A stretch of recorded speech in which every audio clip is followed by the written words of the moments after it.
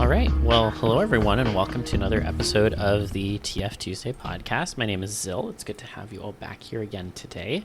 We have just been talking a little bit about the hurricane, unfortunately, that is hitting the southern U.S., and I hope everyone who is in that area is staying safe and is, if they can, has evacuated, and if not, is hunkering down.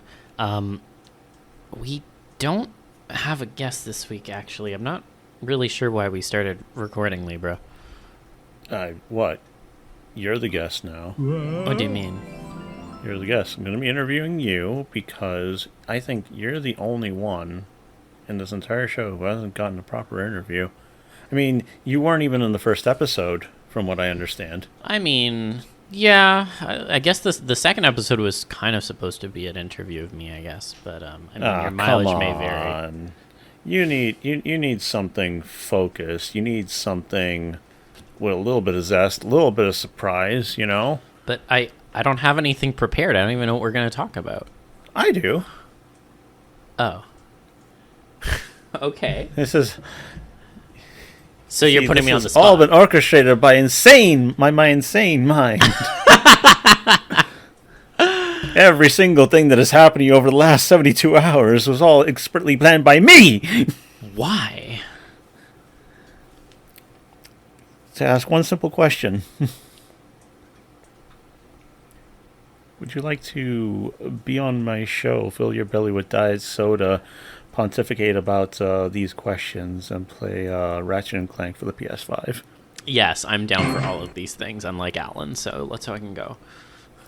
You suck. It's like you're not even trying. Anyway, yeah, so we're going to be hearing about Zil, because Zil, again, is the brainchild of this show and was so kind as to actually make me a co-host. It's something that I didn't ask for initially. I just wanted to help a bit, but here I am, and I feel great that I've been platformed by him, and also just been having a really great time because of him, because I've been able to connect to new people and just have really interesting moments and conversations, and yeah, it's been great.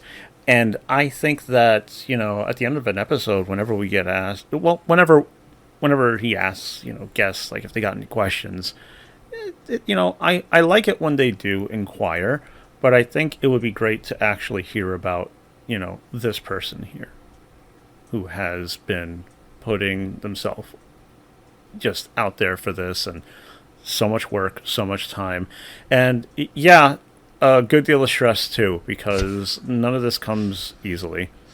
Well, thank you. I appreciate you saying that, man. And yeah, I mean, I'm happy to talk more about my shit and how I keep everything fucking spinning somehow, because God knows I don't fucking know, but we can try and find that answer together. The other thing that should be happy is the birthday, and Zil's birthday is coming up.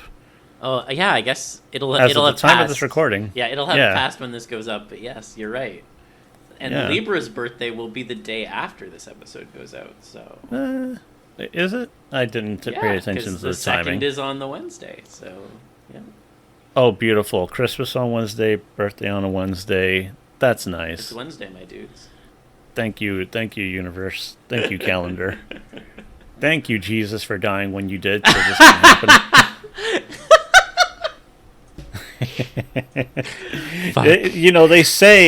They say that he died for our sins, but I think he died so I can have a birthday and a Christmas on a Wednesday in the same year.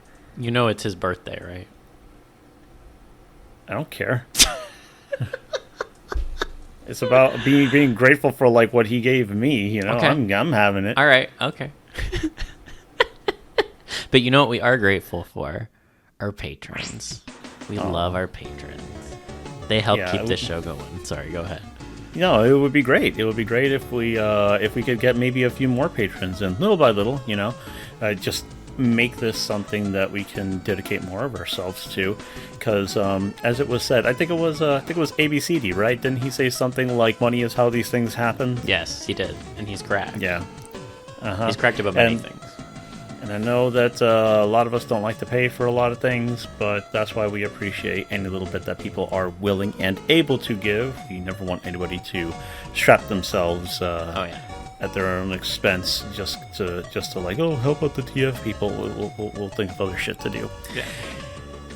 And you get into our Patreon, and you'll get into our server, and our server could have little bonus clips. Sometimes we do art and share it ahead of posting it other places, and just any other little bits that may show up there, including the Raisin Room. The Raisin Room exists nowhere else. It's true. You can figure that out on your own, though. Oh, God. But anyway, getting on to the interview. Zil? Why don't you introduce yourself? Sure. So, my name is Zilepo, Zil for short. I have been involved with, like, TF stuff since roughly 2006. So that's 18 years. My TF career is now old enough to drink in Quebec. I... am primarily a photo manipulation artist. I have done a few other things in my time of being in the TF community, be it writing or, organizing panels and such, or meet and greets and such. I've been going to conventions since 2018. So I've, had a good 6 years so far in terms of going to these conventions and really understanding what they're like and how to talk to people. I think, again, I mentioned I've done writing before, but like photo manipulation is my primary output. And yeah, I think one of the things, I know it seems like to bloviate, but like, I helped start the TFTuesday podcast, and then have been running it since season 2. And in particular, that was born out of a sense of, we have such a big community. I feel like there should be a weekly kind of podcast, and I have a love for podcasts, and so it felt like a pretty good fit. And, I just like carrying that on, and it gives me an opportunity to flex some skills that I have from my day job / real life background that comes in handy with these kinds of conversations. So, yeah, that's me. Yeah, splendid. I love it when skills are transferable. Yeah, I know, right? Especially for fun things and fun things that you care about and things that you don't necessarily have to connect to your money-making methods. Exactly. We do love that. And it's really interesting. It's an interesting thing to be able to find something that you care about, but also, doesn't actually fuel your passions. It's an interesting thing to balance, and not a lot of people get to make that fine balance. Yeah. And I'm glad that you're fortunate enough to have those things, and have it get you places, including give you the ability to just do stuff like this. So like that actually brings me to my first question, because I know that you're doing what you do because you care about it, but not that much. But transformation is something that you obviously care a lot about. Why don't you tell me about your journey into it? How did you get sparked into getting into all this shit? Yeah, so I think, well, first of all, oftentimes when I talk about how I got into transformation in the past on this podcast, I've mentioned Animorphs. That very much is true. I've also mentioned that there was a CD-ROM, an educational CD-ROM from the Magic School Bus that had something called the Morphomatic that turned the characters into half animals, half humans. That was probably what initially started my kind of interest, to be frank, and then Animorphs kind of fed into it, and in particular showed me that there was an ability to work this kind of weird trope into a very far-reaching and well thought out sort of story that not only got into the mechanics but also hit the kind of emotional beats. So those were kind of part of the foundation that at least got me into transformation as a whole. I think as I was younger in particular, I was always looking for mentions of it or media with it that came into books or TV shows or films or what have you, at least in terms of how I had the ability to procure those. I was an avid reader when I was growing up, and so because of that, I have a shit ton of books that I still have with me now. And, when I look at them now, it's like, yeah, there's a not insignificant number of books on here that were related to transformation in some way. I got into the TF community through transfer. I was looking up something related to were-sharks at the time on my family computer and stumbled across transfer because I was going through Google image search to find images of were-sharks because I was trying to write this thing, which I don't even really remember what it was about. Sorry, go ahead. You didn't stumble or have to wade through the sea of street shark stuff? Because I imagine that's what it would have been.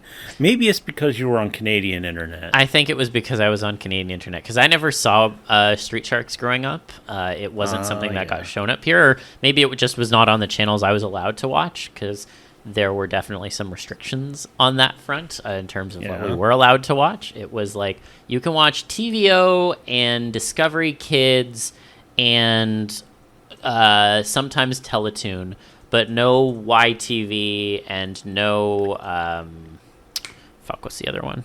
There's another one. I think we also watch like Family Channel sometimes, but like there were restrictions on which TV channels were allowed. And... anyways, it was a whole thing, but I totally missed the street shark thing. Actually, as I was talking about it, I was remembering. So at the time, again, this was young Zil, I wanted to write a story about a, I guess, teenager, young adult, I don't remember, who was a were-shark and lived in, a community on a daily basis, but also like would have to go back every so often to like his home in the ocean. And I set it in like British Columbia, and like I was like thinking about shit. Again, I don't know, this is what I did for fun as a kid, I guess. But anyways, I was looking for images of were-sharks, and one of the images in Google Images was of this shark that looked very strange, and as it turns out, it was a shark/tree hybrid, and it was a picture from the island of Dr. Moreau that had been posted to transfer that came up in Google Images. So it was really funny because I was then able to look at the transfer website, but I looked through all the shark images basically, because that's what I was looking for at the time, and I was like, wow, it's all in one place. That's really cool. And then I just left, and I didn't realize that it was a full website with like all the species you could imagine. I was just like, oh, it's an interesting webpage with shark transformations. Interesting, cool. I'm gonna head out. Anyways, eventually I obviously figured it out, and then things kind of went from there. But that was kind of how I got into transformation. I think in particular, one of the things that I always found interesting was, the ability to understand another creature's perspective by becoming them. For me, it was always about, I wonder what it would be like to go around as X creature or whatever and really like experience how they live, because maybe this is or was a kind of like a restriction I had in my mind, but I particularly felt that you couldn't really understand what was going on from something else's perspective unless you had the opportunity to be them, and that would be the one way that you could get like the most like empirical kind of information, like that first-hand experience. And a lot of my like daydreaming as a kid was about what if I was someone else or something else or was somewhere else. And I think a lot of that escapism was born out of some of the like dissatisfaction with my life at the time, and in particular just wanting to escape to like the fantastical instead of the typical, especially like when I was much younger, my like primary elementary school life was not great. There was a lot of racism, and so because of that, I think a large part of me just was like, well, what if I wasn't here as this person, because I didn't feel like I had a lot of agency, and I didn't feel like I was properly understood by my peers. So it was like, well, what if I could understand other people better, and maybe that would then help me avoid some of these things. Spoiler alert, that's not how you solve racism, but Yeah, understanding their plight is kind of easy just looking at them, and isn't that interesting? It's one of the things that you just kind of got to show people just a few very deliberate things. Just it's not that hard. No, It it's not. really isn't. It's really And not. you don't have to have a skin color change or a face change to figure that shit out. It's very, very simple. Yes. Lay Also, out this of course, scenario, disclaimer. put you in it, and it sucks. Yeah, disclaimer, race TF bad. Don't fucking do that shit. It's fucked up. Anyway, sorry, continue. Hi, Poppy. Why you gotta be Don't, like that? no, don't get me started. Oh, God. The dark dredges of it. Okay, so speaking of dark dredges, because this came to mind, yeah, I do appreciate that you clarified that it really kind of stuck with you on like the perspective. What would it be like something, to be something else, especially if you think it's cool, Yeah. So like, when did it start becoming hot for you, and why? Ooh, good question. So, I think it probably started getting hot for me when I was in my late teenage years. And probably looking at things that I shouldn't have been on the internet. So, full disclaimer there. But in particular, it's funny when a lot of my initial experience with transformation again was filtered through the transfer lens. When you use transfer, and I think they've like simplified it a little bit since, but particularly back in the time when it was, super poppin' in the late aughts, or mid to late aughts, one of the things that you could do is you could set settings as to what level of nudity you could see. And it was like gated by like gender and like specific parts, I believe. I forget exactly what it was. But I didn't realize it at first that was even an option. And so when I discovered that it was, I did initially turn it on, and then I turned it back off, and it was kind of interesting. And I think part of this was like, again, me like really not having a good handle on what my sexuality was at the time. But when I turned it on initially, I was like, oh, I shouldn't be looking at this. This is not good. Blah blah blah. And so that's one part sexuality and one part Catholic guilt that was kicking in. But it was like, oh, I can't be looking at this. This is making me feel uncomfortable, and I really shouldn't be looking at this. So I locked it away for a bit, and I did end up circling back to it and like being like, okay, maybe I'm okay with seeing some of it, and then kind of going from there. But I mean, to be honest, I think as early probably as puberty, I was probably finding it interesting in that perspective. It's just, it wasn't something I wanted to acknowledge to myself. And in particular, when I think about the spaces that were around at the time, there was not really as much of a quote unquote safe for work space, if that makes sense. So there was a feeling, at least from my perspective at the time, that, most of the community was on the not safe for work side. And so I think there's probably also an element of like, well, I want to continue to look at this stuff and maybe someday create stuff within that space. So I probably should get more familiar with that side as well. And again, like kind of creating justifications to myself as to why I should get over that shame and allow myself to look at it, let alone create within it. Again, I think a lot of it was really tied up in like Catholic guilt, and in particular that confusion around my sexuality, because I had already been calling myself asexual as early as I think when I was like 13, which I'm not going to give you a year, but it was long enough ago that I promise you that was not a label that people were using, much less at that age.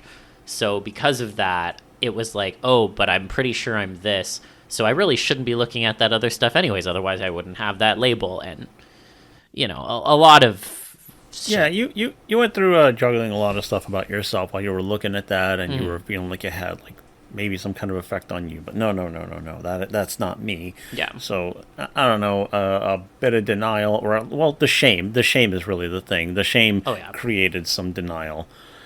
Yeah, but like also, also, after going through all that, what was what was the hook for you that made you feel like, ooh, this is attractive to me?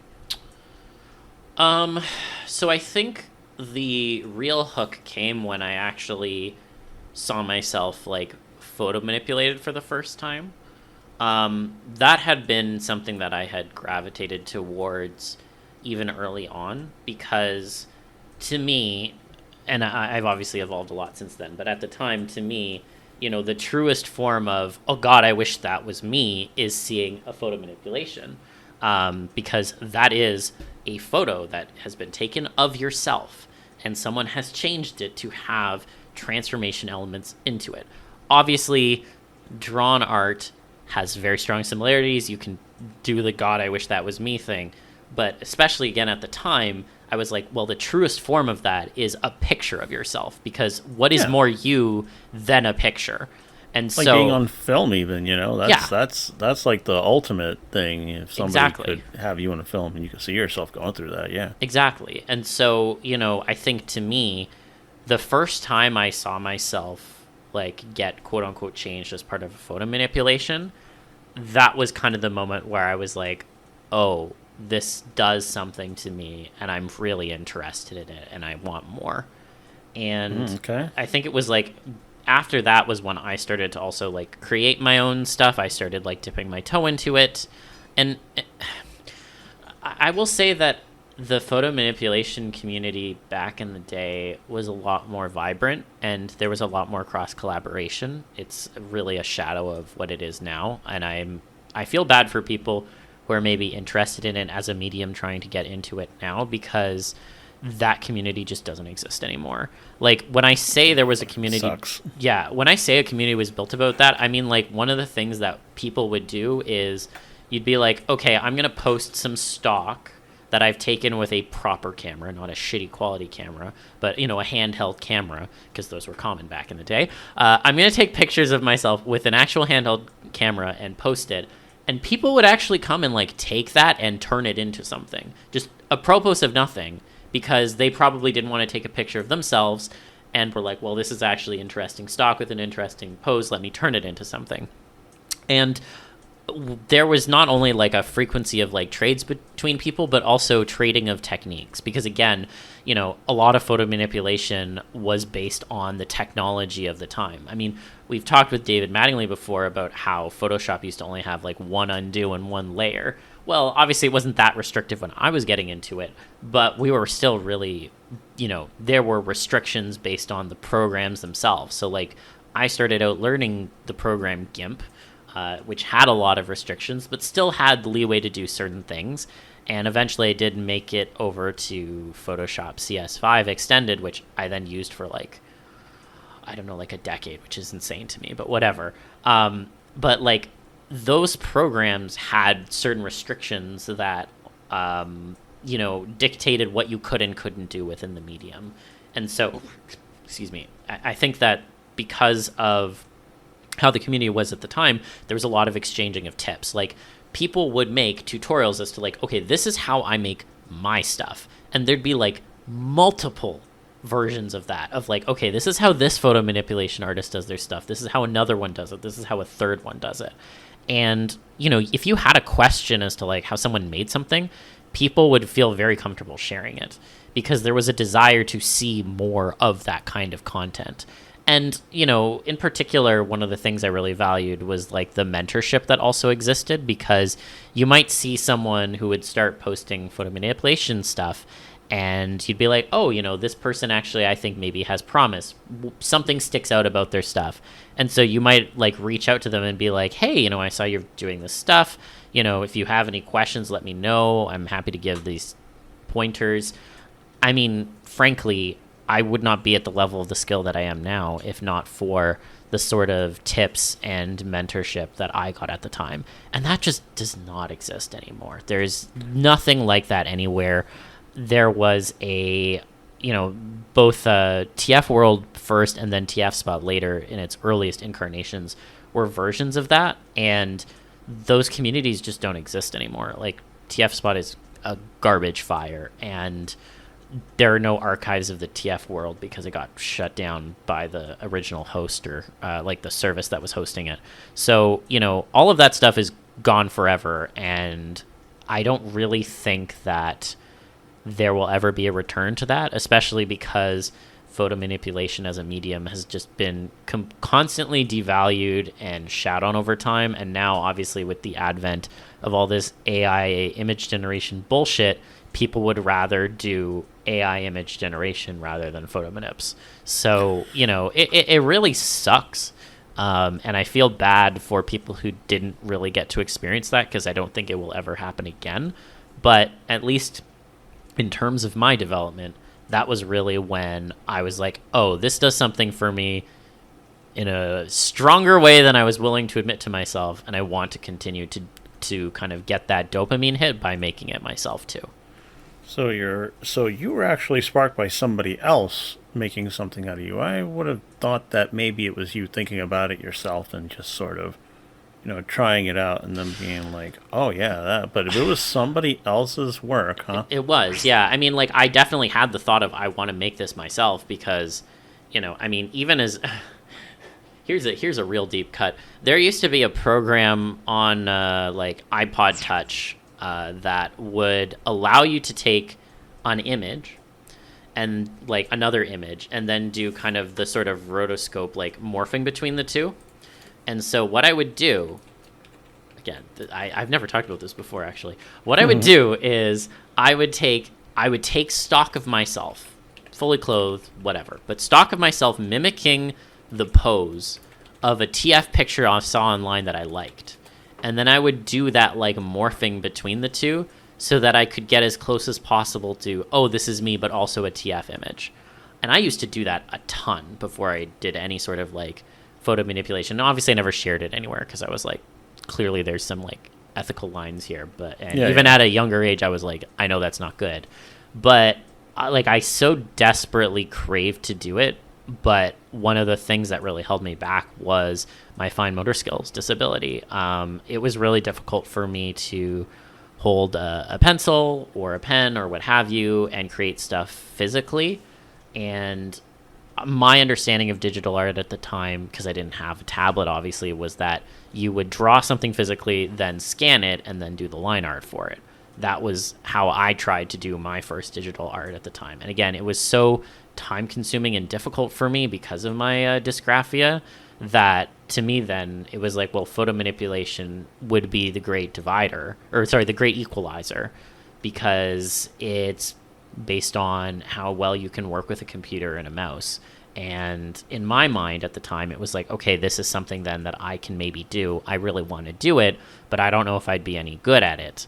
And so when I truly saw what it could look like for the first time, I was like, okay, that's the ticket. I'm gonna fucking try and do this no matter how hard it is.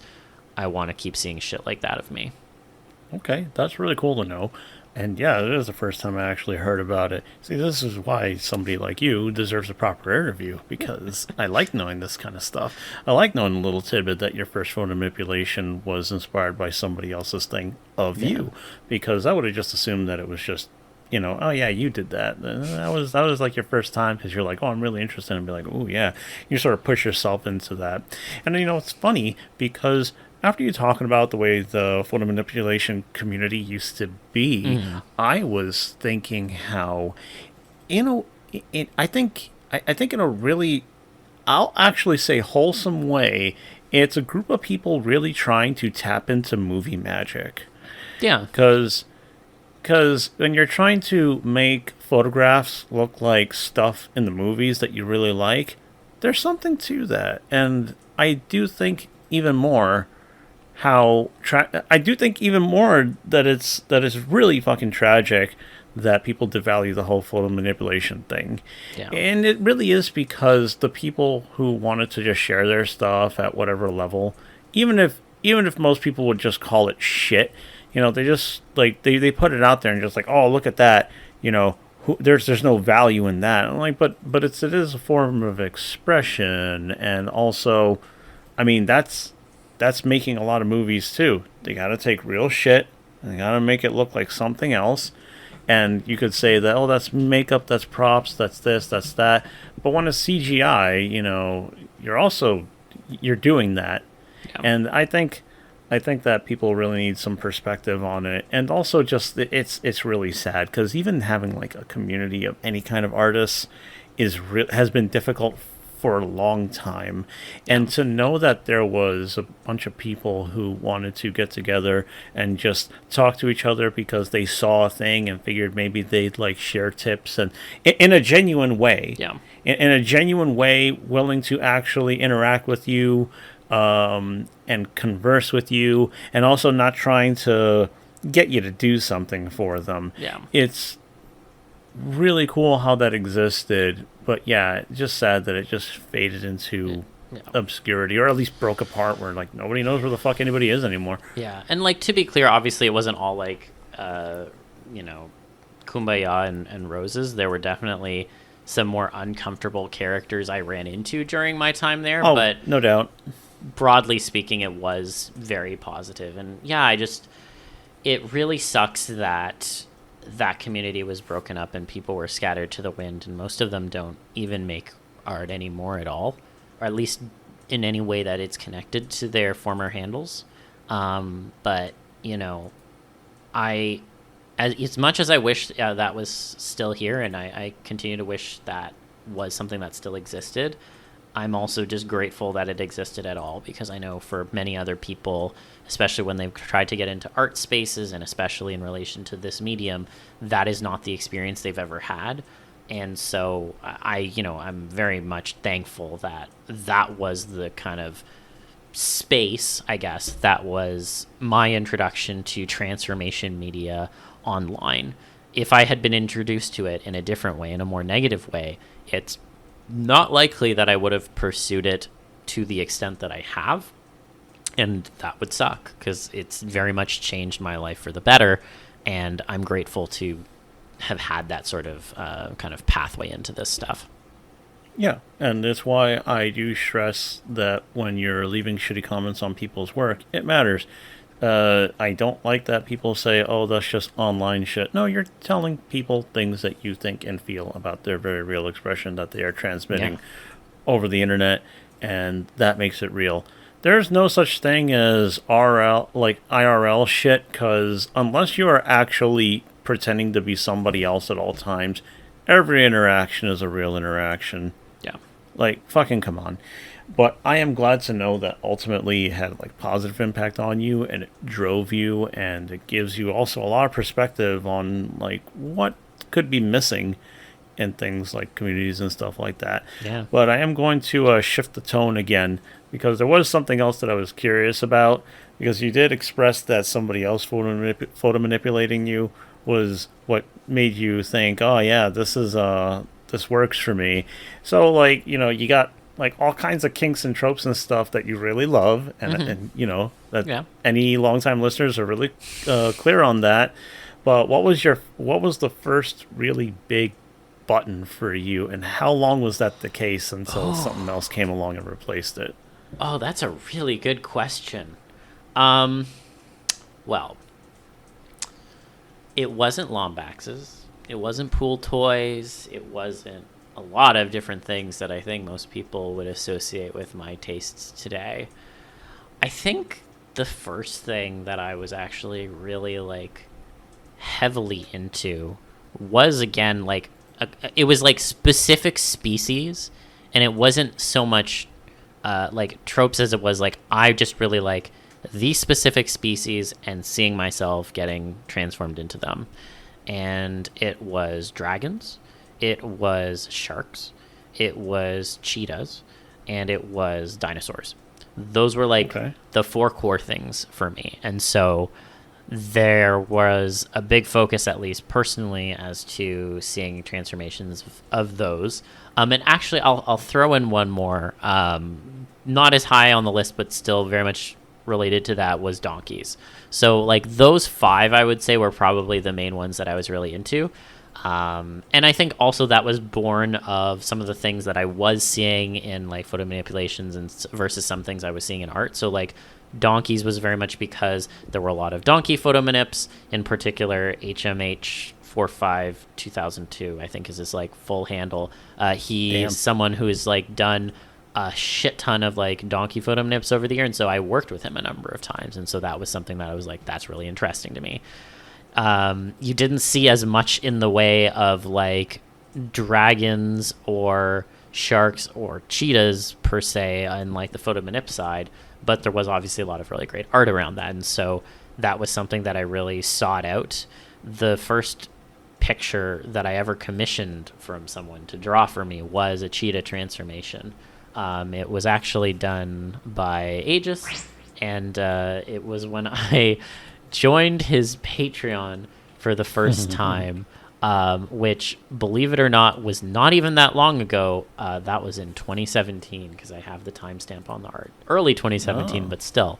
So that was the first time I actually even like commissioned anyone to do art of me, which again just feels like it wasn't even that long ago. But again, a large part of it was, to be frank, I was really leery as to putting my credit card information online. Because again, I was a kid of the 90s and aughts. Like, personal security online was something that was like really important to me, and it was drilled into my head a lot growing up. So I was leery of like putting my name anywhere or my age or like all this other shit that I think a lot of people just like throw out there now apropos of nothing. And anytime I see that shit, I always kind of like react kind of strangely, in the sense of I'm like, what's wrong with them? Like, why are they putting all that information online? And I know it's just like a common thing because so much of our lives are online. But even now, like, I do not...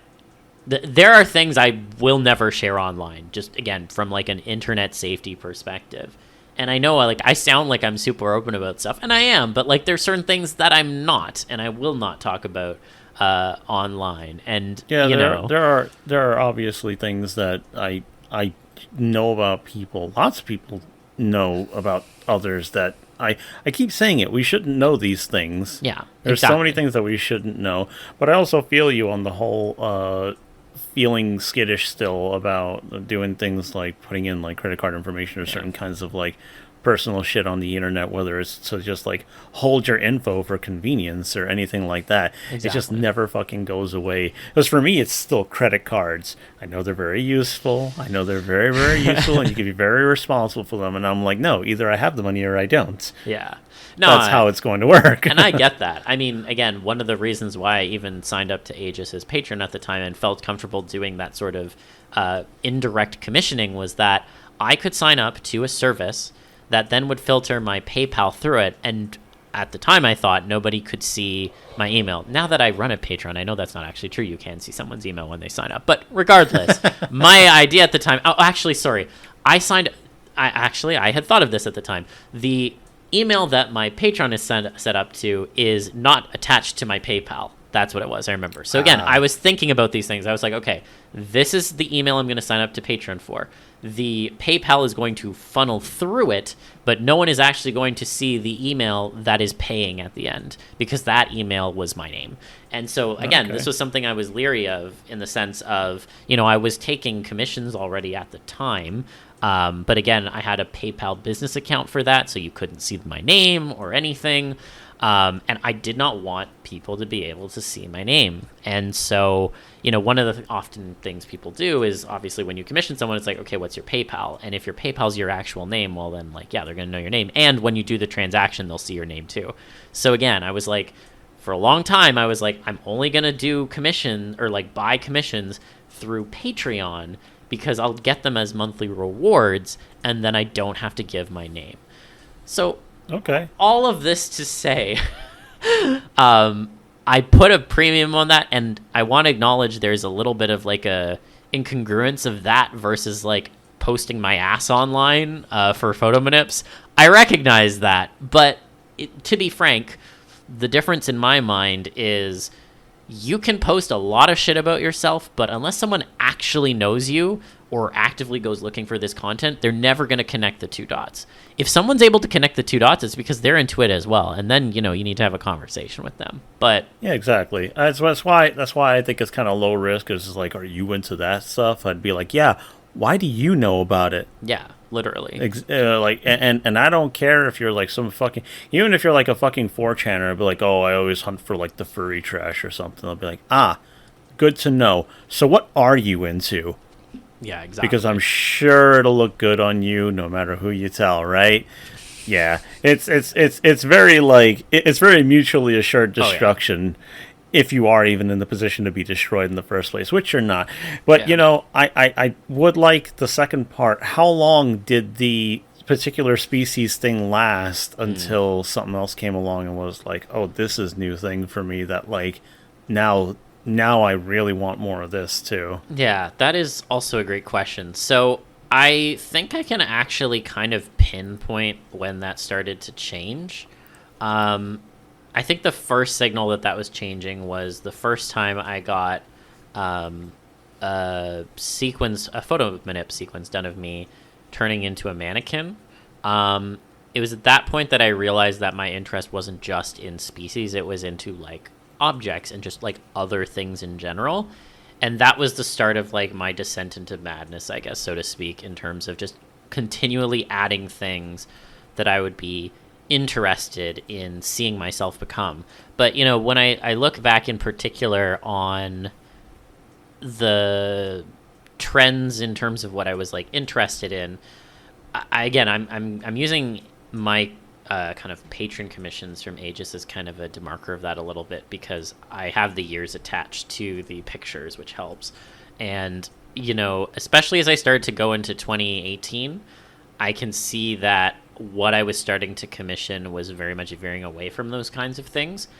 And again, I think it was mainly because, that interest of like understanding different perspectives and also finding it hot extended beyond just like those specific species. Like I have always craved the novel. I've always craved the new. And so to me, and part of this is a function of having ADHD, but like to me, I was like, okay, if I've been something before, well, that's great. Obviously, I'd love to have more of it, but the priority should be becoming other things because, well, now I've seen myself as this thing, be it through a commission or a photo manipulation. Been there, done that. What about this new thing? I haven't seen myself as that new thing yet. Clearly, that's something I should be pursuing. And so I think especially as I kind of got into that period, I was getting into, more and more different things. I think even before that, like I'm oversimplifying a little bit on like my commissions front. Even before that, like in that period between probably like 2012 and 2017, I was already starting to veer into different things. I think that mannequin sequence I just mentioned was from like 2013 or something. And as I was like getting into more content, I was still like writing on CYOC, so a lot of the writing that I was doing was veering into more like risque / like things I didn't necessarily want to be associated with at the time. Again, because of that shame, because it was weirder. Yeah, and also you didn't want to talk about that at your age, probably, which is why I was wondering. Okay, so like obviously you were underage when you were like finding some things and trying to get like a few things and all that kind of stuff, or like I'm wondering again, like you had that period. Did that last like a few years before you started to try other things, conceptually, or what? I mean, when I started actually like exploring stuff like properly, I was like of age, to be clear. That period with like, so I'm just like how long though? Did it last for like 5 years? Did it last for a long time? Because the thing about that I noticed about some people is that they really build up an identity or a perceived identity of being in this purview, this very specific purview. They don't exactly feel like there's anything wrong with the other stuff, but I'm of this very specific purview. And then one day, outside the purview, and then other things happen. So, and I guess the reason I asked, like, how long is because for people, it can be like a really huge thing to just step out and do anything. Yeah. Veering into something that that seems to not be really them or anything like that. And so if it was a really long time, it was like maybe it was kind of a shock to you. It wasn't a long time for me, honestly. Like, from the time I actually started, like, engaging with the community online to starting to veer outside of those parameters, it was probably 4 years tops. All right. Wow. So, yeah, I veered out of that pretty quickly. Again, because craving the novel, craving different things, wanting to understand different perspectives, those had always been inherent. And so, you know, I was like, cool, I've done, like, a bunch of donkeys. I want to do other stuff, you know, like this is not enough for me. I've seen enough of myself as a donkey. Now I want to see myself as a variety of other things.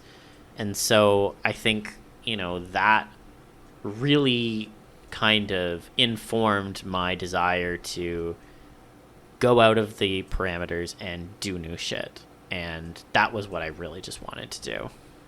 Okay. And that actually is a great way to segue into the next question I had set up, which, you know, has to involve you wanting to embody different perspectives. And, you know, and sometimes I can relate because, you know, kids always love to play pretend. And I definitely played pretend. And I wanted to be different characters. So I was. And, you know, I never really seemed to enjoy what you do in it now. So, like, how did it start for you to get into, like, these character changes, and how did it evolve for you over time? Because surely, like, lots of people wouldn't go, like, full throttle, like, oh, I'm this, also I'm gonna fuck you. You know? Usually, I usually think it's like a sliding scale. It's like, yeah, you know. Ratchet, huh?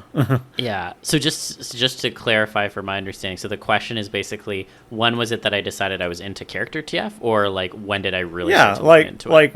When did that, like, how did it start, and what has it become? Again, yeah. I've talked to you for a long time, but this is for the people that don't know. Yeah. So I think the character transformation stuff definitely started a lot later than some of the other things. I think, in particular, when I used to think about, like, character TF, I guess, it seemed a little bit boring to me. And the reason why, like, when I was younger, that I was like, oh, that's kind of boring, is, like, okay, yeah, there's, like, a commercially, like, copyrighted character that I guess you could become. But to me, it was, like, I didn't really understand the personality side, and so from my perspective, it's like, okay, cool, you're that character, I guess, but you're still you. Like, to be clear, a lot of the, like, early stuff that I associated with, particularly when it came to, like, Animal TF, there were a lot of, like, mental changes that I assumed as part of that because, again, going back to understanding perspectives, my thought would be, well, if I'm becoming that thing, I'm going to also have these, like, instincts or, like, whatever, and so I'm going to really fully encompass that.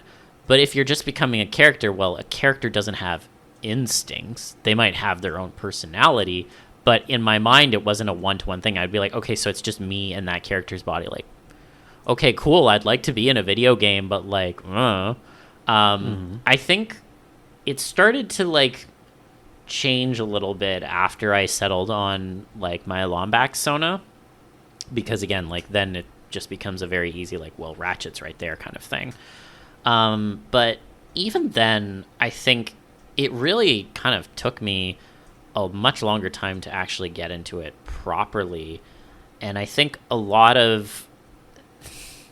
To get a little deep into some Zil lore that I don't always generally talk about, I went through something pretty traumatic in 2017, which I'm not going to talk about on this podcast. But one of the things that was a result of that was that I began to take medication for, like, PTSD and anxiety and a bunch of stuff.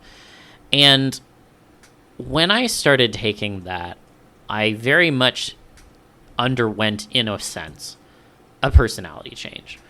In that I felt like, you know, my emotions weren't always as big as they had been in the past. I was very well known for being an emotional, like, tinderbox. Like, people would be scared of, like, how I would react to information, and, like, people would be like, oh, you know, like, I don't know how we're going to talk to Zil about this, or, you know, Zil's going to have really strong emotions about this, blah blah blah. So when I started taking the SSRIs in particular, and like that band of emotions started to shrink. It was very much a very like out of body personality change kind of experience at first for me. And there were definitely parts of me that were like, I don't know if I like this, because am I still me? But there were other parts of me that were also like, holy shit, I can deal with so much more now. And so, when I had that, I was kind of like, okay, so I guess in a way I've kind of undergone a bit of a personality change. I like the outcome here, to be frank. Overall, like the pros outweigh the cons, even if I have some existentialism in the back of my head, which we don't have time to unpack that. But if that's just one kind of personality change that I could even just like undergo in real life, imagine all the other personality changes that you could experience. And so I think it was like after that it really clicked on for me an interest in personality change and how that would go hand in hand with character TFs. And so that then helped me become more comfortable with them and actually even be interested in them. And, I really like them now. I think in particular, a lot of the artwork I've seen online has made me interested in them, because people have really interesting takes on like, how do you do a character TF? How much of your personality changes versus what stays? Is it a full rewrite? Are you just getting like certain things, or do you just get their way of talking, which, can affect your mental state too? But I think a lot of that like additional content that I then saw online helped to fuel selling it to me. And that was after that, I was kind of like, yeah, this is something I'm into and something I enjoy. Damn. Okay. Yeah, that's quite the story of evolution too, because I can see why also it's become a big part of you, because it's tied to some real serious shit with you. Mm-hmm. I think. Yeah, go ahead. Yeah, no, I think like, I know it's not like a super fun answer, but it's something that I've spent a lot of time thinking about from the perspective of, liking the person that I am now versus not liking the person I am when I'm off my SSRIs, to be frank. Because, I have ADHD. Sometimes I forget. Sometimes I forget for many days on end. And then I'm like, why am I spiraling? Oh, yeah, that's why.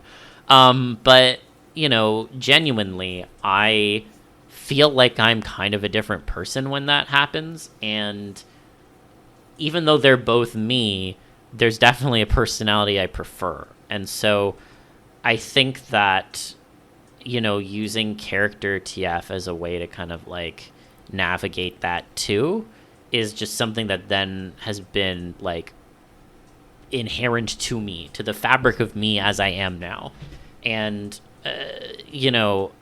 there's a lot of other ways that I enjoy like personality, mental changes and such. And I think that you can do a lot of that just by like, to use a very real world example, if you go to therapy because you don't have good self-esteem, and one of the things they tell you is, well, first of all, you need to stop calling yourself trash, because if you're putting yourself down all the time, you're just reinforcing that. You need to instead do reinforcement from a confident perspective. Like, instead of saying you're trash, you need to always say, I'm the fucking shit, that actually can make a tangible impact on your personality and cause changes. And so I think the ability for the brain to be so mappable around itself from a personality perspective, from the perspective of how we view ourselves and view ourselves in relation to other people, like there's so much we don't even understand about the brain. And so I think because of that, and because of the things that I've experienced, I'm like, there's just limitless possibilities to explore. And again, as someone who would want to experience all those perspectives, I want to experience all those things too.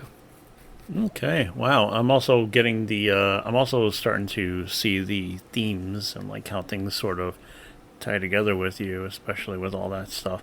And I don't know why the fuck you had to say like, oh, it's not a fun answer. Like, I don't understand what people expect. Oh, talk about yourself. Tell us about yourself. Oh, but don't tell me that. Yeah. Don't tell me that. I didn't explicitly tell you to not talk about this, but the fact that you told me now, I didn't want that, and you shouldn't have said it. Go fuck yourselves. Well, it all ties back to my trauma responses, I guess, in the sense of like, there's plenty of stuff from my past that's not fun, that doesn't make for easy podcast listening material, and part of my response to that has also been like, well, I want to sand myself down into the most presentable version of myself. And so if I'm bringing up something that goes outside of that very narrow kind of lane, I feel a little bit shameful, and I have to be like, oh, sorry for like oversharing or whatever. I know that like we're having our conversation and it's fine. And at the end of the day, it's my truth to tell. But, Rome wasn't built in a day. We're still all working on ourselves. And it's something that I continue to have to like work through on a daily basis. I just think that when you're looking to listen to a couple of people talk about themselves, it's just good to hear about those things. If you're there to listen to these people talk, I think being able to accept them, or not necessarily accept them, you don't have to accept everybody, but at least, appreciate that what you're getting is authentic. It's them. It is a moment of vulnerability, a slice of it that you are going to be privy to if you decide to listen. It makes for connection. It gives perspective. Sometimes it's just fucking entertaining. It's fascinating stuff to know where people are coming from with this stuff, which is what I like to get out of something like this show. And I really keep looking for it, and it's harder to get than you think. It really, really is. Yeah. And I guess that's, again, another one of the reasons that we were able to actually get along, because look at the answers that you gave me, and there's something to talk about, and it makes me rethink things, because I do like to think about stuff that isn't just in my purview. Yeah. And I've been very proud of this, so I'm going to let you all know so that maybe people can actually start doing this, because, hey, if you want to see it, why don't you do it? I don't feel like doing it. Like I was thinking about the whole no bulge thing, and people print little locks on them, and I asked Zil, why hasn't anybody tried to open it? And that was, and apparently that was a really good idea, but I'm just like, yeah, why if there's a lock on it? A lock implies that it is meant to, that there is a method to open it, just you may not have it. What happens if you do? What happens if you try? The way that that question had me fucking Lisa Simpson staring at the plate reaction was incredible. I was like, why hasn't anyone thought of that before? Why haven't I thought of that before? Oh, God, I need to rethink my life. It's like you put a lock on it, and I just think, I want to open that lock. You can't, I don't want you to keep me out. I want to open it. Yeah. I think it's you could be like, oh, but the lock is supposed to imply restriction. Yeah, but also locks have keyholes. They always have keyholes. If you don't want somebody to open something, you don't put a lock on it. Like, I mean, never open it. You don't put a lock on it. You seal it away. You create a structure around it. It is a very different thing. So I just thought, try and open it and see what happens. So you all out there who care enough about it, go do it. I'm not going to do it because it's not something I'm very interested in, and I don't know who will possibly pay me enough or that I would care enough about to actually do this shit. So go do it yourself. I'm curious. Show me something fun. Zil would like to know your PayPal information. No. So like, I mean, speaking of the stuff that, like, I want to do, I've thought about the stuff that I didn't see ever, that I wanted to make sure that I would bring to the pool of content. So, Mr. Pool Toy Jesus, with the pool of content, what do you want your art to bring to it?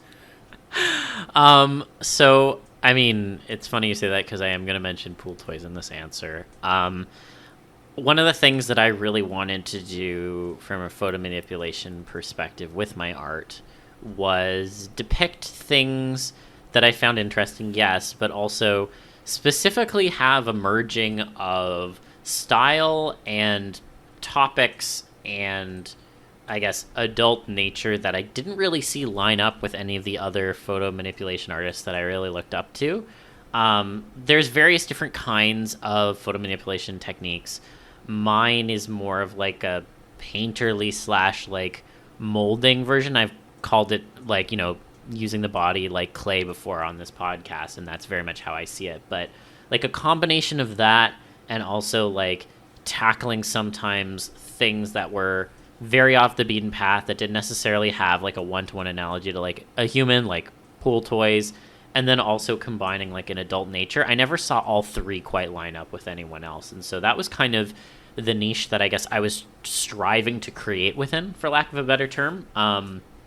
I genuinely tend to find the not safe for work stuff more interesting than the safe for work stuff. And that's not universal, obviously, but I think, again, because I've, come to terms with what it is that, gets me going, I know that those are things that are always going to pique my interest even more. And I love, talking about ideas and such, but also, picture of a dick while someone's changing is always going to be a 10 out of 10 in my book. So, I think that was part of the reason why I started focusing on, that adult angle with the other two things. Pool toys were definitely something that, again, there was very little of in terms of photo manipulations. And to be clear, I haven't actually done one in a hot minute, which, is on me. I really should change that. But, the first time I, did one of those, I was like, oh, shit, this is, really rewarding, and I really like how it turned out. And I've always constantly gone back and forth on, liking my art and hating it. So, when when it was finished and I found I really liked it, I was like, oh, this is something I really want to continue to do. And, obviously I've commissioned stuff since, but it's also just, again, something that's off the beaten path, something I don't see a lot of within photo manipulation spaces. And it was then something I really wanted to champion. I think with my personal pieces in particular, though, the thing that I always try to strive towards is also challenging myself technically. And I guess this is something, I don't know if this is something I want to be known for, but when I'm working on my personal stuff in particular, I always want to try a different species or a different angle or something that is new or pushes me in some way. And sometimes you get really good hits and sometimes you have some misses, and that's fine too. That's part of the learning art process. But yeah, I think broadly speaking, when I think about what I want to I guess be known for, or my art known for in particular, I guess it's a lot of pictures of me becoming a lot of different things, and you never really quite know what I'm going to put out. That's kind of what I hew towards in this day and age. And it's not to say I mean, obviously I have lots of commissions I've done in the past too, but if you wanted to really know what I'm interested in, look at the images that are in my gallery that are of me. Those are the things that I'm really gunning towards. Okay, yeah, I think that's great. And I also think it's really fun to have something that is meant to surprise you and also just meant to keep you guessing. You might be doing the same thing a bunch, and then suddenly you're like, why are you doing that? You've been doing that for 6 months now. And also this now. Yeah. And I think that's fun. Exactly. And a little funny, especially if people seem to get disappointed. Why did you start doing this? What the fuck? You don't know me. Well, that's also the thing. I've never really fallen into a rut of doing the same thing over and over again, at least, again, from a personal art perspective. I know as of late in particular, I've been very Lombax jock brained, but that's really been kind of focused on the art I've been commissioning lately, less so my actual artistic output, because again, I want to continue to challenge myself, and I can only do that so many times before it's okay, why are you still doing that? But yeah, I think fine. Just the challenging from a personal art perspective, just the thing I want to keep going back to. Okay, yeah, I think that sounds great. And also, it'll keep you on your toes, and then when you go back to your little comfort zones, it's actually very satisfying in its own way. That way, it's not always a stressful thing. I don't think people need to constantly be pushing themselves. It's a nice romantic idea, but man, you're supposed to enjoy yourself while you're making it, because artwork is work, but also you want to have some fucking fun with it. It can be art play. You can do art play. That's nice. Yeah. And I think that art play is so important because, pushing yourself also means creating things that you specifically find rewarding. And I think a lot of what my art builds upon is all the skills I've learned from pushing myself all the time. The picture I'd say actually that probably I'm the most proud of is the Lombax picture that I actually did a manipulation of this year. I would consider that probably my favorite piece or my best piece. I don't know if one or the other. but I think that's because it has a very personal connection, and I've never really felt like I could properly nail Lombax photo manips, which vexed me incredibly. I was like, this is the thing I want to be the most, and I can't fucking get it right for some reason. It's just always not quite there. So when I landed it this year, I was like, cool, I can fucking retire now, man. Like, I'm good. I'm not obviously going to do that, but, it is the one that I have the strongest connection to, and it's not even a not safe for work picture. I mean, it's kind of pin-up-y, but it's not porn. I mean, unless you're into it, which I am, but like, it's not porn. It's just me as a Lombax in my like ideal form, and like that was really rewarding to be able to make.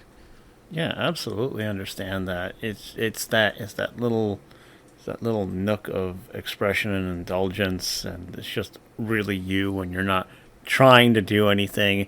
I think it's like a very honest piece of work. Yeah. Especially when you put it like that, you know. Yeah.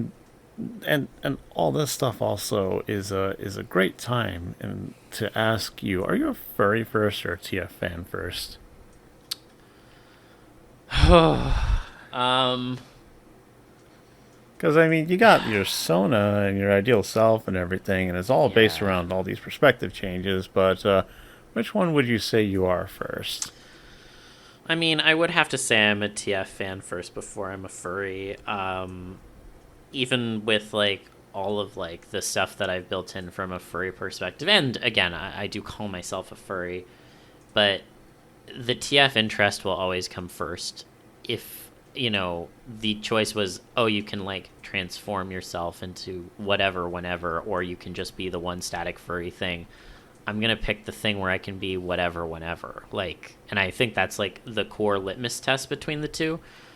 I think that it's the constant changing, which again probably ties into my ADHD, but like I'm never satisfied with just sitting still. I want to continue to experience different things, see how I would look as different things, and just continue to explore the world, particularly from that perspective. One of the things I think about, especially as someone who does have I'm going to call it a stereotypical fursuit, in the sense of like I have a fursuit of a crossfox, a very common species amongst furries.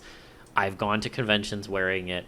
If I wanted to, I could make that my identity online. Like, let's all be real here. Like, there are people who are way less interesting than me. I'm going to gas myself up a little bit, but there are people who are way less interesting than me who don't make art and are just famous because they have a fursuit and post a lot of shit online. I could fucking go do that if I wanted to, but that's not interesting to me. Like, I enjoy my furry stuff, and I do very much consider myself a furry, but the interest there is more around, it's cool to have like the sort of costuming angle and go around and see other people and see how they react to me while I'm like wearing that. I would put that on a similar scale to like if I was able to do my own prosthetics and go around wearing that, I would put in the same camp. I already see on a daily basis how people react to me going around wearing tails in my life. But like the core thing of becoming something else is always still going to outshine that. So no matter how much I love my furriness, I think I'm always going to be a transformation fan first. So does that mean, would you take like the Clayface sort of deal where you can't be yourself anymore, but you could be anything else? Probably, yeah, I would. Interesting. Because you know about Clayface, right? Yeah. You know about like the kind of person too, yes. Like the whole tragedy of that. Yeah. It's really fucked up, and it's very sad because he just wants to be himself again, and he can never look normal ever. Yes. And the only time he ever can look normal is if he looks like someone else completely. Yes. But he can't even hold it forever. Yeah. And it's like, wow, that fucking sucks. Yeah. But yeah. All right, I like knowing that. I was really curious about it because again, they meld together, and also, well, I don't fucking know, man. You do dress up and you like having a fursuit. Mm-hmm. Like, I'm a big transformation fan, and I'm going to be trying a few things fashion wise, but also like I don't really know. I'd want to do like a movie magic thing if I really wanted to push myself, but otherwise like nah. Yeah. I'm not really like looking to put on a head or anything. I- So, like, yeah, go ahead. I think the thing that it ties back to, at least for me, is, and again, this is like the world's smallest surprise, but I am an exhibitionist in the like most clinical sense. I like going around and being seen. And so, you know, when wearing something will make you stand out from that perspective, yeah, I find that interesting. And I don't even mean as like a sexual thing per se. Like, I just strictly like, I enjoy going around and being noticed. And so, you know, obviously I like, at the end of the day, like with the tails, for example, like the primary interest is me. It makes me feel happy and I enjoy wearing them and no one's going to fucking tell me otherwise. But an added benefit is also, yeah, I do kind of like people noticing me. And so when it comes back to the furry stuff, you know, like wearing, you know, a furry fursuit, for example, is obviously a very great way of being noticed. But also I find that, you know, tying myself to a sort of Sona identity allows me also to then be recognized in online spaces in particular. And, you know, especially when it comes to like my connection to Lombaxes and such. I mean, again, I've talked about this on the podcast before about how I relate to Ratchet's journey and like how Lombaxes have a lot of things I really like in species that have been put together. But also it's nice to navigate online spaces with a consistent sort of like avatar, so to speak, and have people be like, oh, that's that person. And I think furry is a great shorthand way to do that. And obviously I also have the external interest from the TF perspective of becoming one, et cetera, et cetera. Okay, yeah, and I think that's really bolstering, emboldening stuff. And I think that's what a lot of people want to find in these spaces. They want to be accepted, or they want to be encouraged, or I don't know, they just want to forget the shit on their mind for however long, sometimes forever, which, you know, people can relate. But yeah, as so many people looking for something, and because there's so many people, I'm just wondering, what TF stuff does true psychic damage to you? Oh man. Okay, so there's definitely a few. Again, as someone who has always made it a priority to like expand my horizons as broadly as possible, it's always surprised me when I have encountered boundaries, but boundaries I have indeed encountered. So we've talked a little bit in various ways about merge TF and my newfound frustration with it to lack of a degree. And, you know, I have to disclaim it a little bit too, because like some of the things I'm into, like upside down TF, cock TF, like stuff like that is like also sometimes technically a merge TF, and I'm totally fine with that.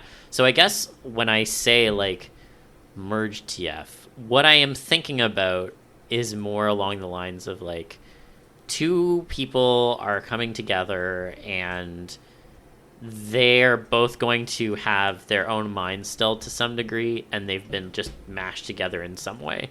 That to me, I no longer have interest in because of Color Out of Space. Just, it's a hard no. I am not interested anymore.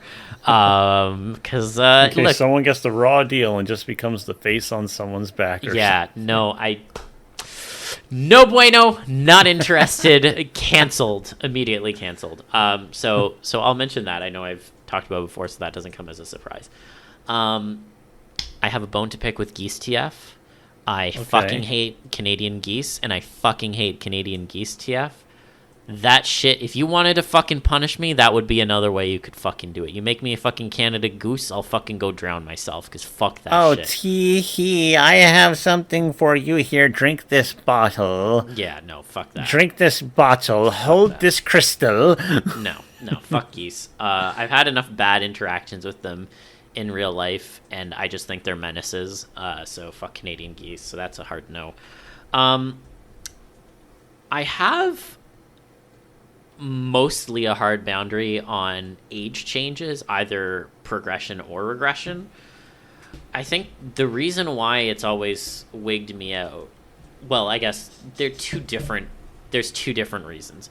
with the age regression stuff, especially because, to be frank, I'm very much on the younger end. Like, there's not really a meaningful way that you could do any sort of age regression before you get into becoming a minor territory, and that immediately sets off so many different alarm bells in my head that I do not want to deal with it. So not into that in any sense of the term.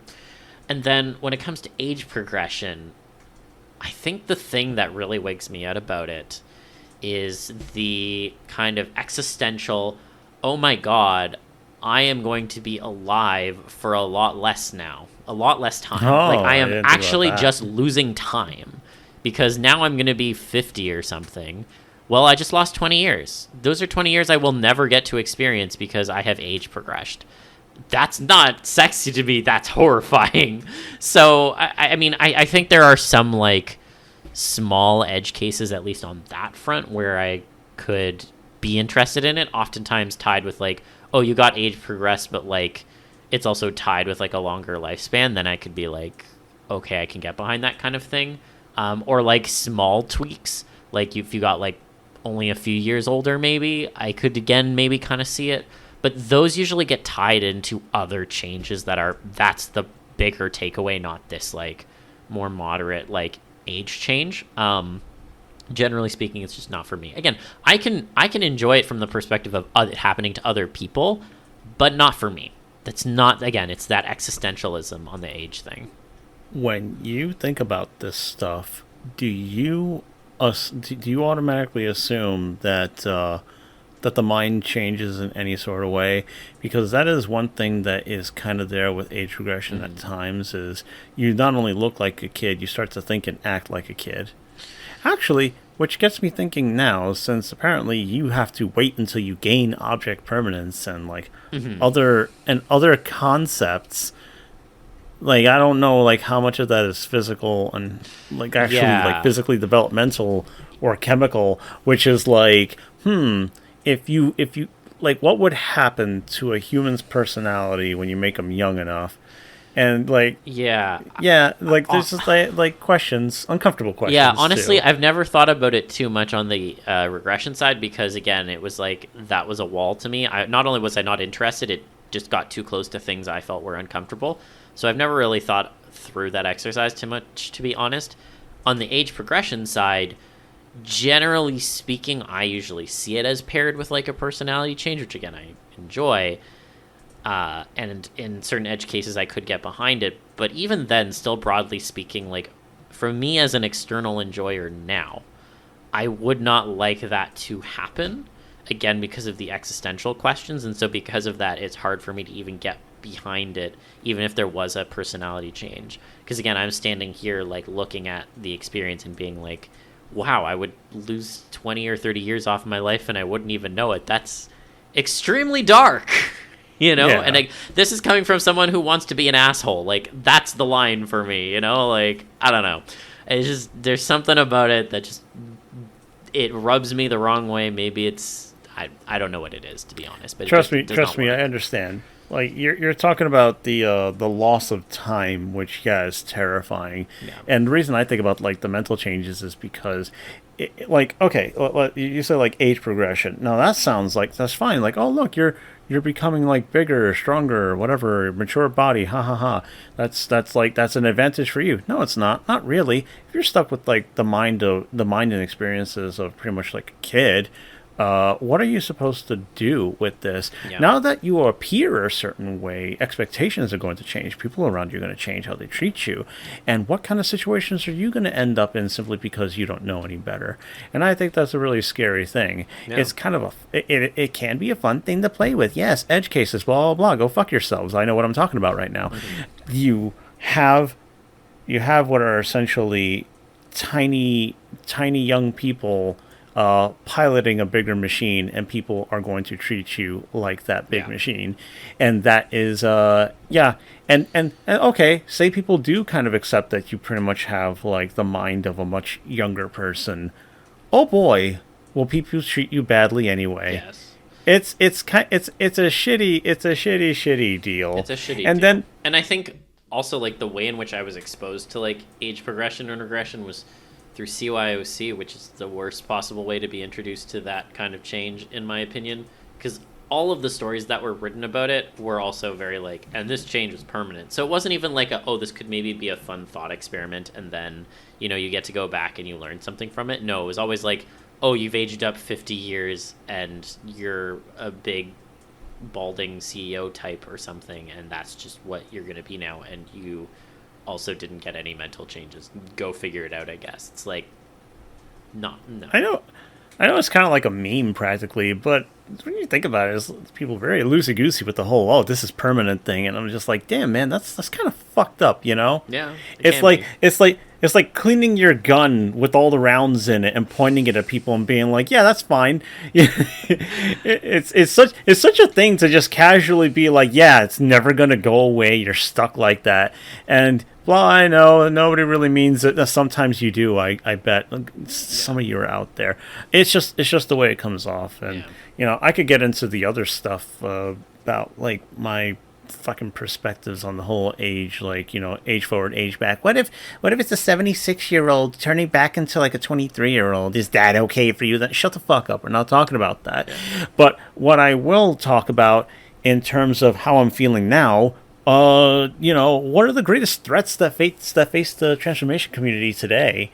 I feel threatened right now just thinking about all this stuff. Well, there's a lot. We've talked to death about the threat of AI generators or language learning machines, the ones that also like create like all the image prompt shit. Obviously that's all very bad. I also don't think it has the longest legs. In particular, a lot of like analysts on Wall Street have already started to turn against it.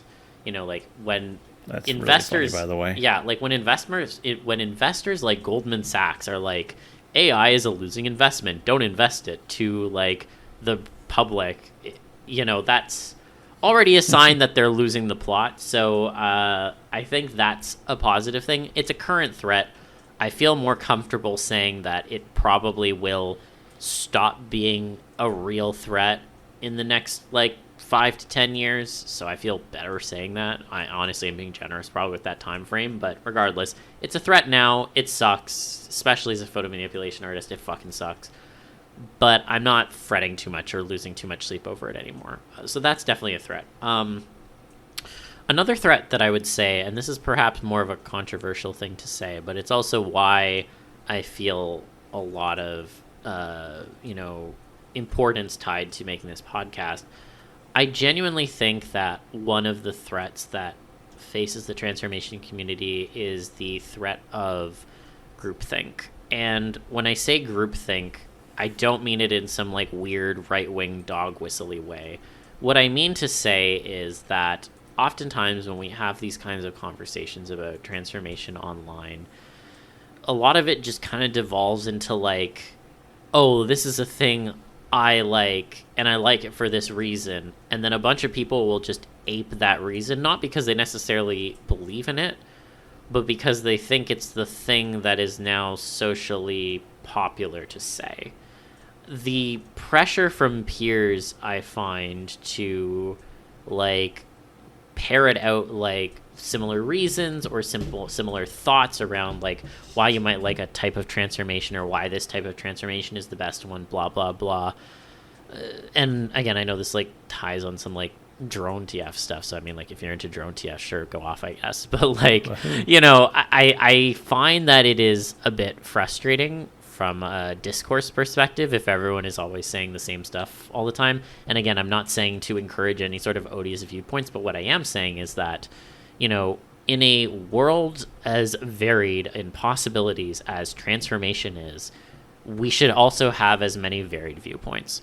And obviously there are plenty of times where those viewpoints will align, but if your opinions are just a carbon copy of someone else's, I think that's not only a disservice to you, it's a genuine threat to the transformation community, because the most interesting things that I have seen online in the transformation community have come from someone being like, I had this idea and I thought it was cool and I breathed it out into the universe, and now people are like really into it and making fan art of it or what have you.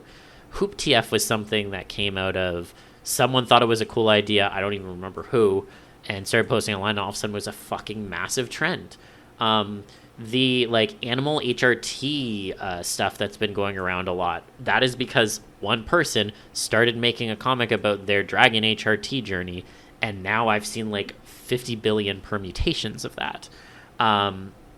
Those are the kinds of ideas which, however you feel about those ideas, they are different. They are things that were put out there, and then other people have found meaning in them and carried it somewhere.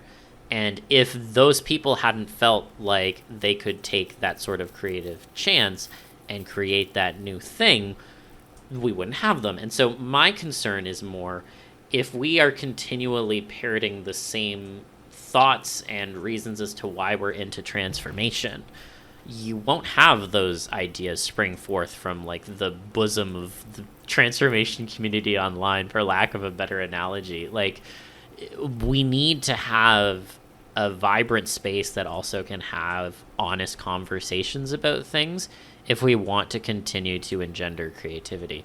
And I often find that those conversations just can't exist online, because online you can't have nuance. Like, everything gets flattened. And, you know, like, I'll give you a great example that really comes to mind, and I think it really crystallizes what I'm trying to get at here. There was an artist who posted a picture and was like, people really like his new devolved form. And it was like of like a gorilla ape monkey type transformation.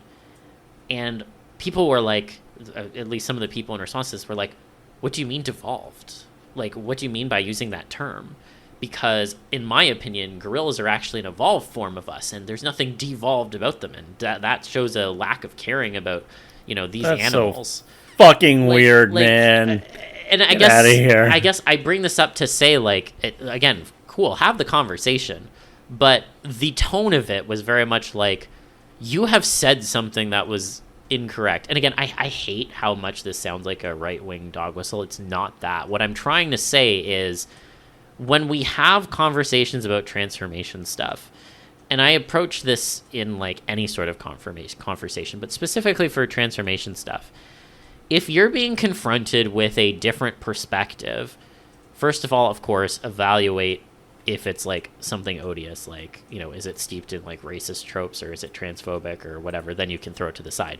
But again, assuming it's not any of those things, if you're confronted with an opinion that is different from yours and you don't understand it, I would want us to approach those topics with inquisitiveness instead of defensiveness.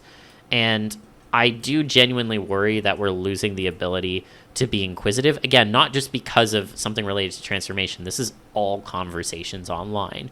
But I really do find that we're losing the ability to be inquisitive and have candid conversations in good faith. And sometimes it goes the wrong way. Like, sometimes people will try to have a good faith conversation with someone who's a bad actor. Fuck that. You do not engage with bad actors. But if you're engaging with someone who is honest, you should be going into it with inquisitiveness. And again, it's like, I don't know how long that like spiel was, but that's not something you can fit in 280 characters. That's something that's only going to exist in like a long essay or an audio format or a video format. And people don't get that in as accessible a way as a snappy little tweet or a snappy little post or what have you.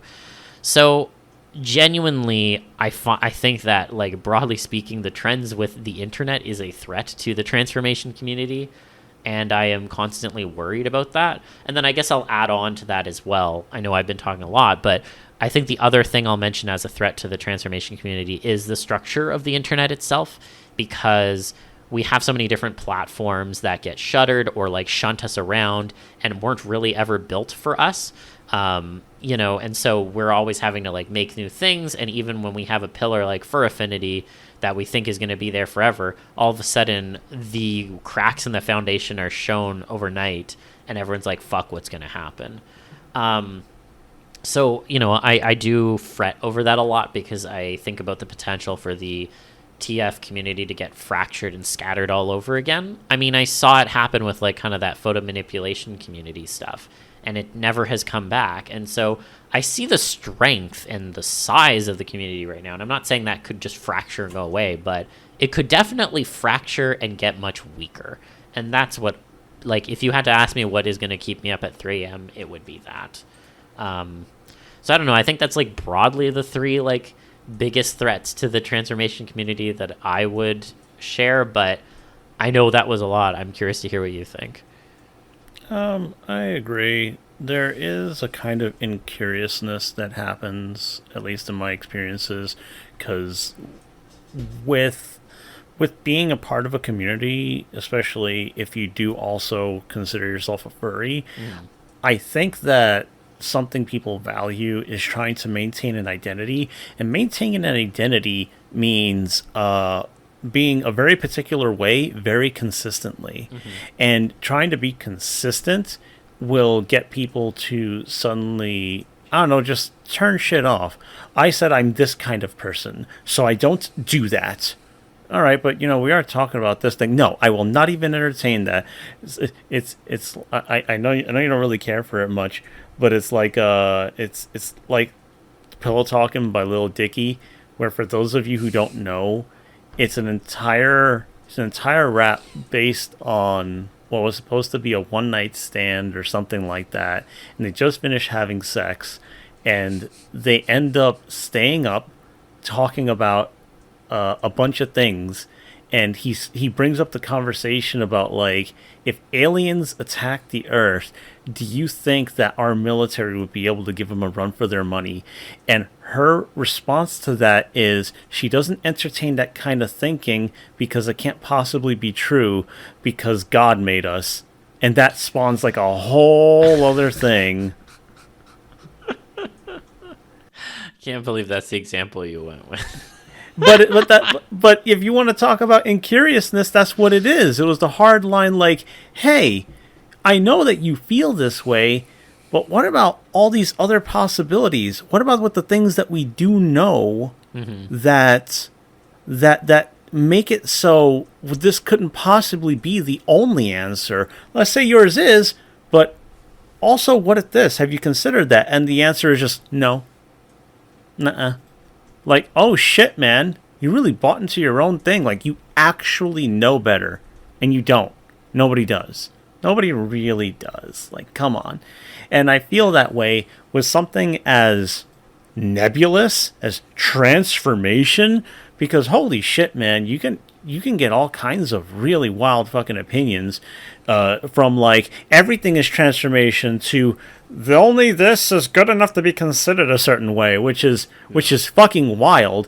But the problem is that, yeah, there is an incuriousness about it, and it makes it very difficult to talk to people about it in a meaningful way. Because when I wanted to get into this stuff, or rather, not actually, no, that's not what I should be saying.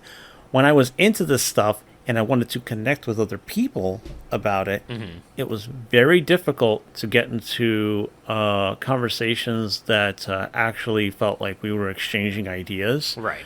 Because it's also a creative exercise, and I want to have creative exercises. But it was so difficult to get that. It was so difficult to like do like a thought experiment or just understand somebody else's perspective. Because, if I would come at somebody being like, man, I think this is pretty weird. Can you just like tell me about it? Just framing it like that alone could make a lot of people like really bristle. Like, oh, you think it's weird? I'm like, yes, I do think it's weird, but since you like it, I'd actually like to know about it. It'd be like, and I don't know, that could be considered hostile. But the fact is, there are people who are going to be like that, and you got to do your best to recognize if you answering the question meaningfully is actually going to have them pay attention to you. Because for fuck's sake, man, I keep saying it, but I have turned a lot of people on to the concept just by telling them. I mean, people who I tell them, like, oh yeah, I draw this stuff, I also draw porn of it, and they'd be like, really? I'm like, yeah, you want to see? And they'd be like, okay. And they'd be like, interesting.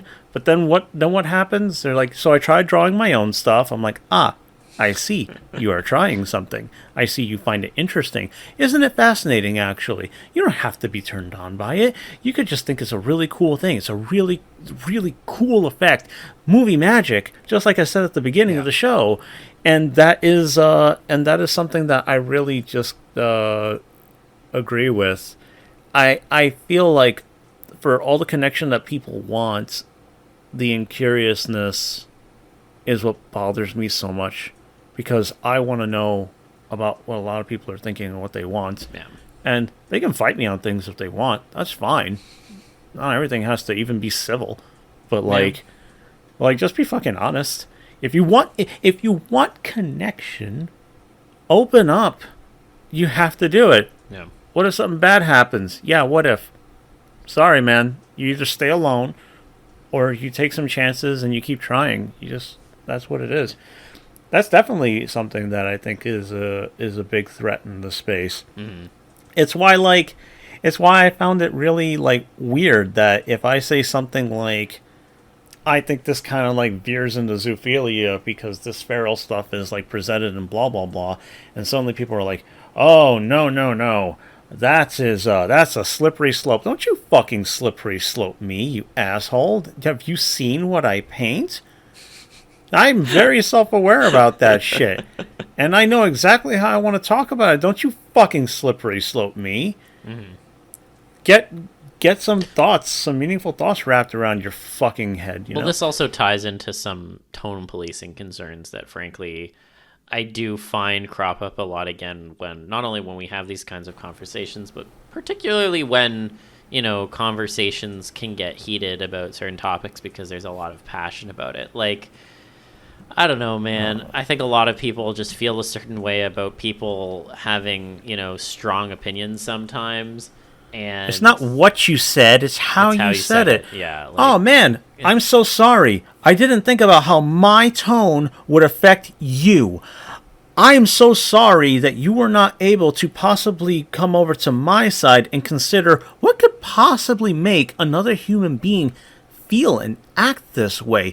Surely there must be some wait, stop that. They were being rude and using too much of a bad word. It makes them sound very, very silly, and I can't take that seriously. I understand, I really do, and I empathize, but that was too many bad words for me, and it should have been said better. Yeah, what the fuck? Am I in front of Congress? I think if I was in front of Congress, I should swear more. Yeah, fuck you guys. You people, you do not insult me or anybody else with the whole tone thing because it didn't sound right to you.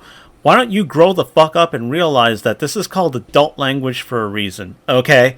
Adults don't talk like this. Is it childish? Because you don't let kids talk like this, do you? Make up your fucking minds. Yeah. I was supposed to be asking the questions here, but no, that's the tangent you got. There are other threats, but there are other threats that we could possibly get into, but that's not what this episode is about, and the episode is about you, which I at least have one more question for you, which is, if you couldn't make this podcast anymore, but still had to make one, what would it be about? Oh.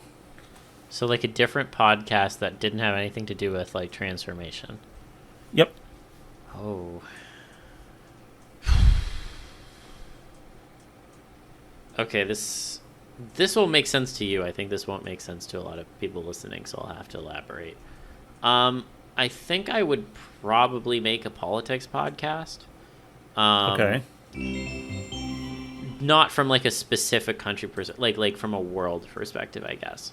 I'm sure a lot of it would be dominated by American politics because that's how the world fucking works, but regardless, I think the reason why I would pick that is because it's something I, again, also have a lot of interest in. It's something I follow, almost religiously from a variety of different perspectives. I will tell you when there's an election going on in, I don't know, fucking France or whatever, and be like, oh shit, did you hear about the French election? People be like, no, I didn't fucking hear about the French election. What the fuck are you talking about? But, I find that the gears of power have a lot of effects on the people who are forced to live under those governments, and I think there's a lot of lessons that can be taken from various different contexts. And also, what's happening in other countries affects everyone else too. So from that perspective, I'm always kind of interested. And, especially with a lot of the negative trends that have cropped up over the past, decade, I guess, at this point. I also try to look to see where the hopeful trends are. Like, where is it that we're defeating fascism? Where is it where we're kicking out the conservatives? Those are things I want to, be aware of so I can have that hope as well. And I think a lot of political podcasts thrive off of making people feel anxious. I would like to make one that didn't do that and instead leaned more into some of the hopeful stuff. And I'm not saying hope for hope's sake. Above all else, I am an honest person and I don't want to sugarcoat something. So if something bad's happening and we got to be real. But again, I feel like a lot of political podcasts thrive off of these kind of doom and gloom, anxiety-inducing narratives. And I would want to make one that didn't do that, or at least tried not to do that as much as possible. Because there's a lot of good things that do end up happening that I feel like don't get highlighted in our daily news cycle because we're focused on, what 45 is saying, or any of the other shit that goes on with these crazy right-wing parties and the EU and shit. Again, these are things that are legitimate things to be talking about, but my God, if that's all you do, because that's what gets the engagement, you also lead to people just feeling completely burnt out by it, feeling depressed by it, feeling like they don't want to get involved. And that's what the fascists want at the end of the day. They want you to not care. They want you to be demoralized. They do not want you to be involved because they'll still be involved. They don't want you to vote. They don't want you, caring. They want you to tune it out. They want you to say that everything is always going to be bad forever so that they can push their way into power and truly make it terrifying. And so, yeah, if I had to pick something else, it would be that. And I think I would be pretty decent at it. Yeah, I think so too. And not for nothing, I actually am a little surprised that you said that. But you did say podcast, because I was half joking, saying that you could be a political streamer, but a podcast is a very different structure. So as much as it makes total sense to me, and I think it's a proper fit. But I'm a little surprised. That's cool though. That's really cool to know, and I'm glad I asked. Yeah. And I'm glad that you allowed me to do this because again, I think that you, who has been the one mostly responsible for 6 seasons of this very niche topic that you could just point people to and you want to hear some stuff about this, we have an episode on it, that's because of you. And I think people benefit knowing a bit more of you and what's behind this. I think it's always very interesting. If you like something, you dig into it. Yeah. And you're not only interesting, but you're entertaining, and that is part of why I think this needed to happen. And now that we've had all this, I'd like you to join me back on the proper side of the desk. Okay. And I have one audience question, and the reason it's one is because we haven't really gotten into it, but it hangs in the air. And it was asked by Other Side, who asked, which one of us, in terms of Sonos, would win in a fight? Oh my God, this question. Yep. Oh, God. Okay, so here's the things I'm going to lay on the table. In terms of Lombaxes, we obviously do not have a hard and fast ruling on this, but I know that you, Libra, have speculated in the past that, they're shorter and, carry these massive fucking weapons. So maybe they're dense, as a species. Maybe they're actually quite dense, and that's how they can manage to carry these things that are much larger than them and have power behind it. Fucking Wolverine. Yeah, exactly. And so that's kind of stuck in my head ever since, and I feel like that might be relevant to this story. I'll also say, because these would be skills that would be relevant to my Sona in a fight, which the type of fight wasn't specified. Obviously, I hope this is not a lethal fight, because that's not what I would want to happen. But, for the variety of different parameters that could exist, I'm proficient in axe throwing. I know how to shoot a gun. I understand how to wield objects and as weapons. And I think I have a pretty good strategic mind when it comes to needing to ambush someone. So if any or all of these skills would be relevant, I feel like there is a decent possibility that my Sona could win in a fight. But I'm curious to hear what you think, and also, I don't know if I have, the utmost confidence in making that sort of declarative, oh yeah, I think I'd win in a fight, because that's not really the answer I have. Okay, like I said before, I don't really know. I'd like to say that I think that I would win, but that's not really true. Because also, if I am going to buy into what a character like a Lombax can do, and if you did have access to any of the weapons, all right, I have played one game, and that's all I need to know, that you can just beat anything. You'd need a god killer to kind of stop you. Yeah. Or someone ridiculous, which my Sona isn't that.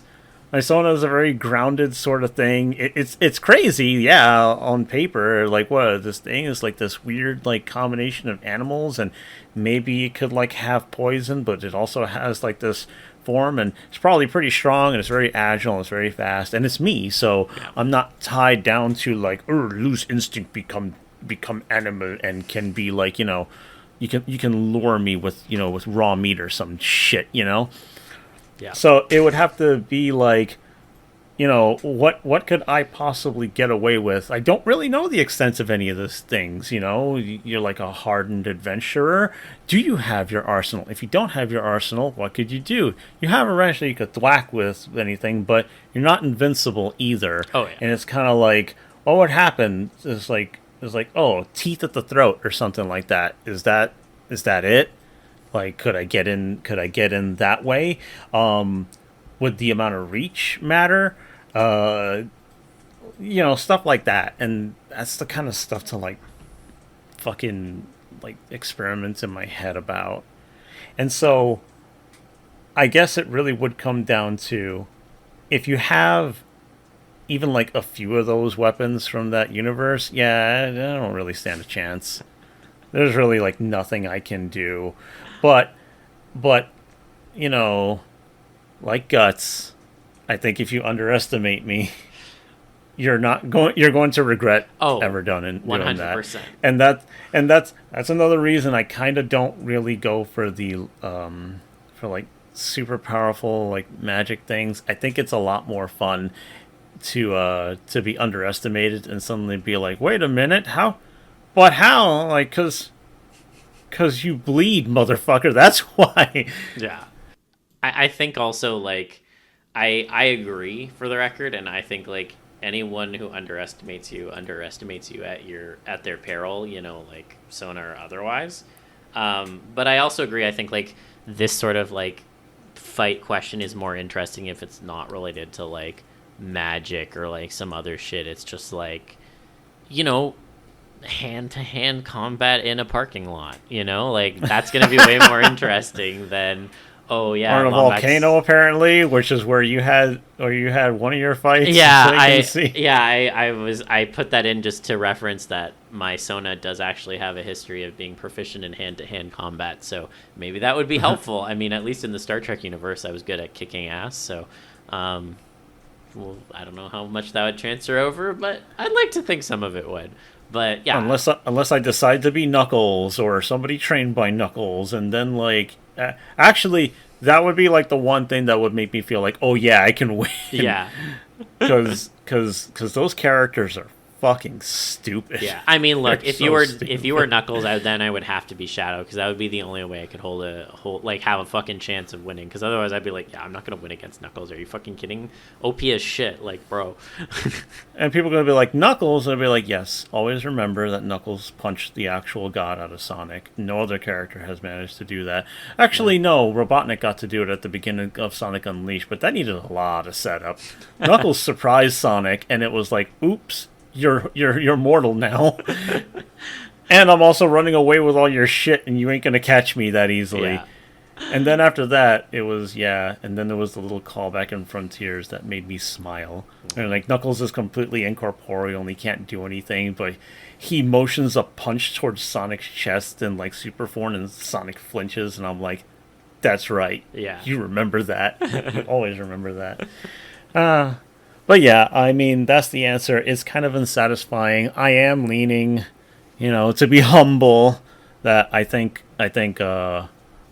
Zil would win, but he shouldn't play with his food, is what I'm saying. Oh, absolutely not. And I would never take that for granted, because again, I didn't even feel comfortable with my proclamation. So yeah.